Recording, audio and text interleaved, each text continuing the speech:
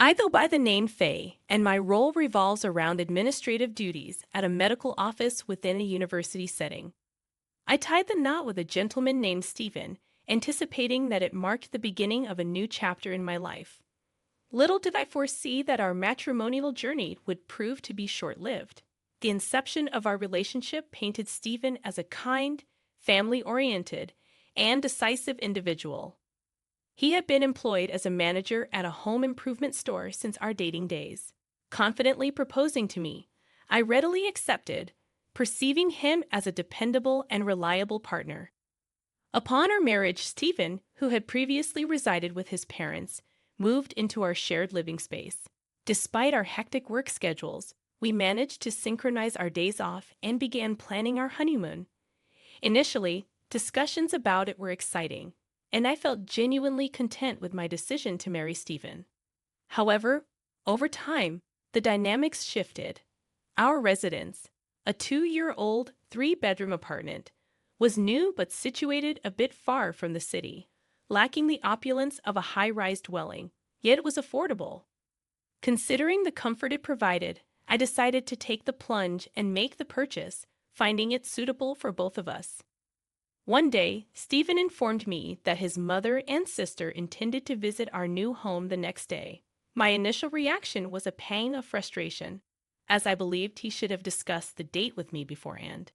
Despite Stephen being off work the following day, I had professional commitments. His decisiveness, while commendable, sometimes disregarded my feelings. Expressing my concern about being at work, Stephen casually replied, "That's fine. We'll just look around the house a bit, and that should be it." Agreeing, I assumed it would be a brief visit. However, upon returning home from work the next evening, I was met with a lively atmosphere.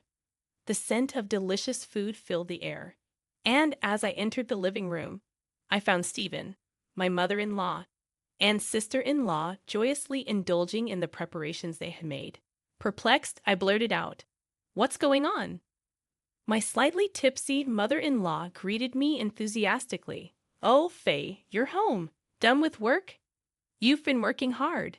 My sister-in-law looked at me cheerfully and said, "Hey, Buffet, you must be tired. But wow, this house is amazing. It's not fair that you get to live in such a place." Stephen joined in the fun, and I found myself the only one in the room who was out of the loop. Trying not to upset them, I asked, "I was told you were coming for a house tour, but did you plan on having dinner as well?" This wasn't what Stephen had communicated to me, and I felt a bit upset. With a smile, Stephen casually replied, My mom and sister said they had plenty of time, so we thought, why not have dinner?" It seemed he was considering their time, not mine, and I wanted to express that. While I don't dislike my mother-in-law or sister-in-law, I didn't want to be on my toes in my own home. However, Stephen explained, "My dad is not around anymore, and it's always just the two of them. They need a change of scenery once in a while," in a carefree manner. His mother-in-law chimed in, saying, "Stephen is such a kind boy, Faye. You should appreciate that you got to marry Stephen," as if I were being taken care of by him. Wanting to retort, "I'm working and earning too, you know," I thought it might be okay to let them have a family dinner once in a while. So I decided to step back. They had bought the groceries and prepared the meal themselves. However, my mother-in-law said something that left me shocked. "But this fridge is stocked with good meat. High-quality meat really is delicious," she exclaimed, clearly indicating they were using our groceries. The alcohol and snacks my sister-in-law enjoyed were exactly the ones we had bought. When I asked about it, my mother-in-law responded, "Well, if you have this much in the fridge, there's no need to go shopping, right? It's a hassle to go to the supermarket without any remorse." To add insult to injury, she added, "I'm tired now, so if you want to eat something, Faye, you'll have to make it yourself." I was genuinely angry at this whole conversation, and my emotions were threatening to spill out. Despite that, I managed to suppress my anger and respond with a strange smile, saying, "Is that so? Well, I'll take care of my portion then," and headed to my room. It seemed some of my emotions may have leaked out, as when I closed the living room door, it made a slightly louder bang than I intended. Immediately after, I could vaguely hear my mother-in-law and sister-in-law talking. "Oh my, is she always this rough? Is she okay?" My sister-in-law wondered. Despite being in such a nice house, she questioned, "I wonder if Faye won't end up breaking something, right, Stephen?" Casually responding, Stephen said, "I'll remind her later. She's probably just tired from work." After all that, my in-laws left without cleaning up. To make matters worse, Stephen even came to my room and lightly scolded me, saying, "Hey, what's with all the irritation?" It's not fair to criticize my in-laws, but honestly, having everything done without my permission and then leaving without cleaning up was too much for me to bear. When I expressed my frustration to Stephen, he tried to pacify me, saying, "Well, calm down. This is a one-time thing. I'll take care of the cleaning. Just relax." Despite his attempt to reassure me, I wasn't entirely convinced. However, I decided it wasn't worth picking a fight over and managed to suppress my anger, chalking it up to part of Stephen's family love. I forced myself to think about our upcoming honeymoon and lifted my spirits, convincing myself that such incidents wouldn't happen again. However, our honeymoon turned out to bring misfortune. A month later, we went on a planned 3-night trip to Alaska. Although I wouldn't have minded going overseas, Stephen didn't have a taste for luxury and preferred staying within the country. The hotel we booked was decent, and we enjoyed the cuisine, hot springs, and northern lights, spending wonderful days. As our delightful journey was coming to an end, we talked about making future plans. However, just as we were about to arrive home, I remembered something. I wondered if I had locked the bathroom window before leaving. Living on the 4th floor of an apartment building, the small window seemed secure, but I couldn't shake the thought. Mentioning this to Stephen, he casually responded, "It'll be fine. My mother and sister are there." I was perplexed, as I hadn't heard about this arrangement. Stephen calmly explained, "Oh, didn't I tell you? They said they'd clean up while we're away. It's really helpful, you know. Dust piles up after 3 or 4 days." Learning that he had given the house keys to my mother-in-law without my knowledge upset me again. From then on, I barely spoke to Stephen and hurried home faster than usual, anxious about what might be happening in our house. Upon arriving home and entering the living room, they were having another party, and dishes made from food likely taken from our refrigerator were lined up. Nonchalantly, my mother-in-law called out, "Oh, you're back. Did you have a good time?" I was in no state to give her a proper answer. Despite her claim about cleaning up, the place was messier than before, and there seemed to be even more bags from my mother-in-law and sister-in-law. Seeing all that, I could almost hear the last straw breaking inside me. Enough was enough. I found myself unable to contain my frustrations any longer, blurting out, "What are you doing? Please go home. This is our house, and it's a problem if you keep doing as you please." My mother-in-law responded, saying, "Okay, why are you so upset? I'm in no position to say that. This is Stephen's house, so there should be no problem with whatever we, as his family, do." My sister-in-law chimed in arrogantly, saying, "That's right, Faye. If anything, we should have more right to live here than you." I couldn't understand their way of thinking and asserted, "Hey, I'm paying for this house too, you know. It's my house as well. So I need you to get my permission too." I was filled with a feeling that I didn't want to hold back anymore, and there was also concern that if I didn't retort, they would get carried away. What further fueled my frustration was the unexpected response from Stephen. He said, "Hey, Faye, you need to stop. How can you speak to my family like that? We're all going to live here from now on. Don't be so selfish." Stunned momentarily by his words, I couldn't believe that living with these in-laws was decided without my knowledge again. In response to Stephen, I retorted, "So why do you decide on your own without telling me? Can't you consult with me at least once? Who's being selfish here? Don't be ridiculous." The cheerful atmosphere from our honeymoon trip vanished, and the room turned into a battlefield. Stephen, as always, put an end to the tension, saying, "Enough. If you hate living here so much, Faye, you can leave. His words had the opposite effect on me. They calmed me down.